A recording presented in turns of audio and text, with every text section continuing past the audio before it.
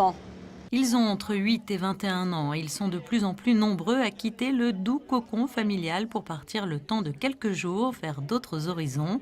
Au programme de ces vacances, découverte d'un autre pays, aperçu d'une culture différente et surtout apprentissage d'une langue. Différentes formules de séjour linguistique sont proposées aux enfants, en famille, en collège, en summer camp ou encore en immersion totale chez le professeur. Le choix dépendra surtout du caractère de l'enfant. Parce que c'est vrai qu'un enfant qui est un peu réservé et qui n'est pas encore autonome, à ce moment-là, il vaut mieux prendre un séjour dans un camp, dans un summer camp, parce qu'il sera en milieu avec d'autres gamins et il sera peut-être il ne sera pas homesick, tandis que dans un séjour linguistique immersion, pour un très jeune enfant, il faut vraiment qu'il ait un caractère qui puisse, où il puisse être à l'aise dans un milieu étranger. C'est très intéressant pour les parents en particulier, parce que c'est vrai que les séjours linguistiques ont un coût, et là on a une efficacité totale. Pourquoi? Parce que l'enfant, pendant toute la durée du séjour au domicile du professeur, ne sera pas tenté de rencontrer d'autres francophones, et donc fera des progrès en 2 semaines assez impressionnants. Et en plus on a comme vous le disiez, des formules assez étonnantes, c'est-à-dire que les enfants qui veulent être dans un milieu totalement différent de celui de la maison peuvent séjourner dans une ferme, et donc faire les travaux liés à la ferme. Ou alors des personnes qui sont passionnées, des gamins qui sont passionnés de golf ou de tennis, c'est forcément plus attrayant pour eux que de séjourner dans une famille où on peut même avoir des anciens professionnels de tennis ou de golf, ce qui est arrivé à mon fils quand il est parti en Espagne. Donc là, c'est vrai qu'ils sont séduits par la formule. Des formules qui séduisent donc de plus en plus les parents et leurs enfants, avec de nouvelles destinations plus exotiques que par le passé et qui leur tendent les bras.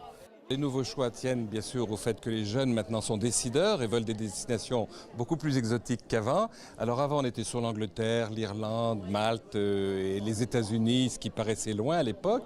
Le Canada, bon, qui est toujours très demandé, mais c'est vrai qu'on propose l'Afrique du Sud, on propose Dubaï pour donner un petit peu plus d'originalité dans les destinations. Les jeunes sont à la recherche de nouveautés et puis ça leur permet également de voir d'autres cultures qui sont très à la mode, très tendance, et puis d'avoir par exemple la possibilité de pratiquer des sports qu'on n'a pas obligatoirement ou pas de la même façon en Angleterre ou autre. Voilà, on a une originalité avec Rafa Nadal qui fait ça à Majorque, donc, et qui a mis en place toute une académie de tennis. On avait la David Beckham Academy à Londres il y a quelques années.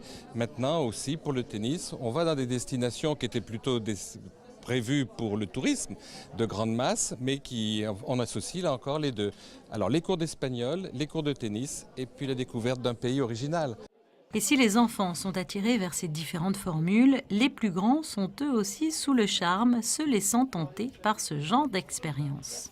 Je suis revenu chercher un séjour linguistique pour adultes, voilà, parce que j'ai grand besoin de m'exprimer en anglais et les séjours linguistiques c'est l'idéal pour... Alors, pour quelle formule vous allez opter? Je pense que je vais opter pour 15 jours, un séjour linguistique dans une famille, avec un professeur, partager loisirs et formation. L'immersion totale. L'immersion totale. Un forum linguistique qui attire chaque année de nombreuses personnes à l'auditorium Régnier 3.